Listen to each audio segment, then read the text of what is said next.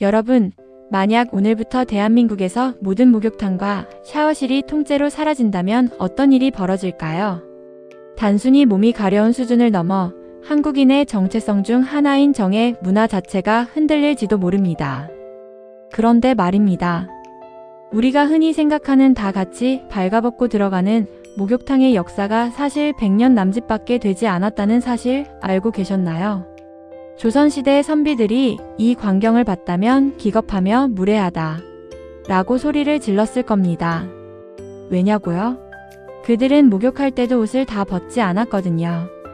오늘은 우리가 몰랐던 뜨거운 물속의 인문학, 동네 목욕탕이 단순한 청결의 장소를 넘어 어떻게 우리 민족의 사랑방이 되었는지 그 은밀하고도 정겨운 속살을 낱낱이 파헤쳐드립니다. 여러분의 상식을 뒤집어 놓을 충격적인 지식 지금 시작합니다. 하나, 조선시대에 반전옷 입고 목욕했다고?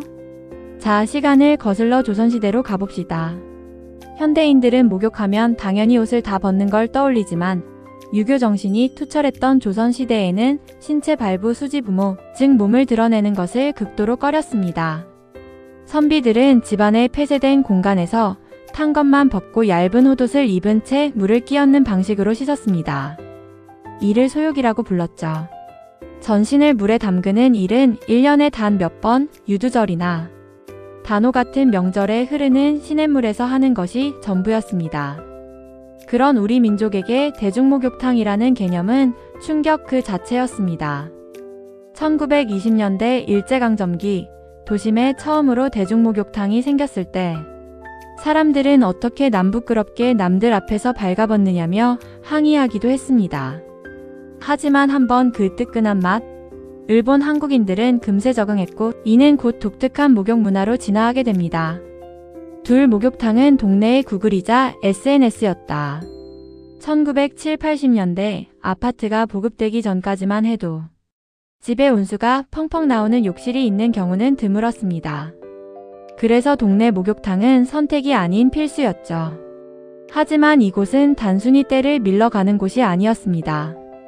목욕탕은 그야말로 오프라인 커뮤니티였습니다.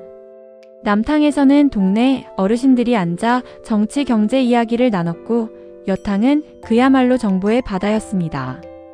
어느 집 아들이 이번에 대학에 갔다더라. 어디 슈퍼집 반찬이 맛있다더라. 같은 정보들이 수증기와 함께 넘실거렸죠. 비유하자면 당시 목욕탕은 지금의 카카오톡 단톡방이나 페이스북 같은 역할을 했습니다. 발가벗은 채로 서로의 등을 밀어주며 경계심을 허물고 비로소 진짜 이웃이 되는 사회적 의식의 장소였던 셈입니다. 셋, 이태리 타월의 탄생 비와 이탈리아에는 없다. 목욕탕 하면 절대 빠질 수 없는 것, 바로 초록색 이태리 타월이죠. 여러분, 혹시 이탈리아 여행 가서 이 타월 찾으시는 분 없으시죠? 이 타월은 사실 100% 메이드 인 코리아입니다.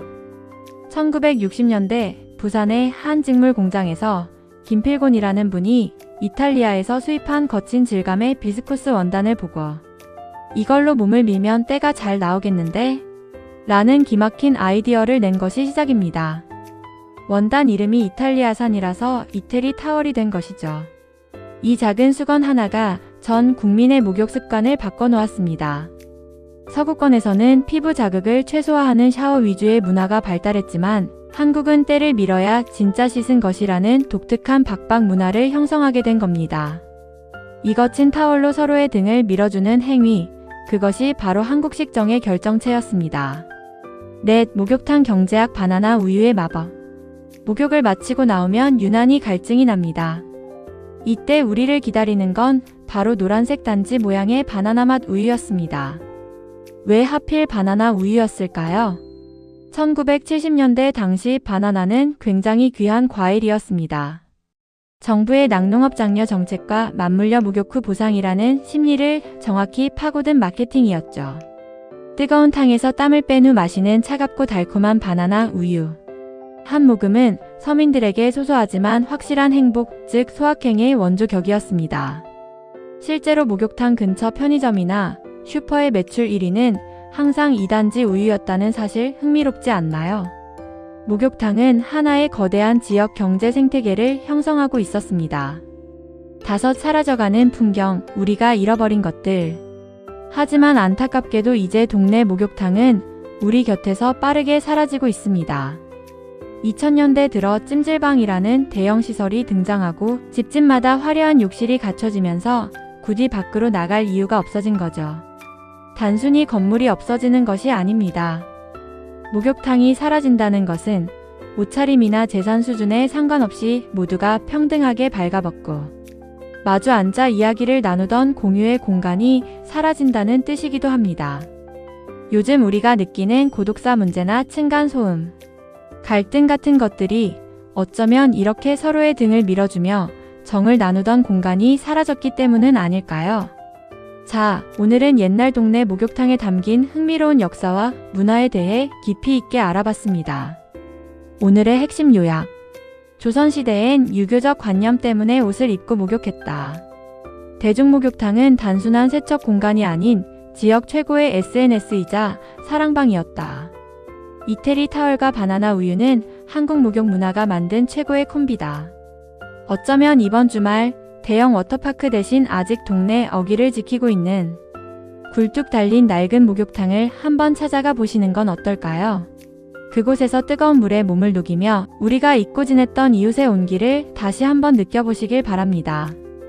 오늘 영상이 여러분의 추억을 소환하고 유익했다면 구독과 좋아요, 그리고 알림 설정까지 꼭 부탁드립니다.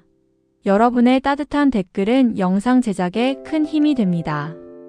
다음 시간에도 더 흥미롭고 알찬 지식으로 찾아오겠습니다. 안녕히 계세요.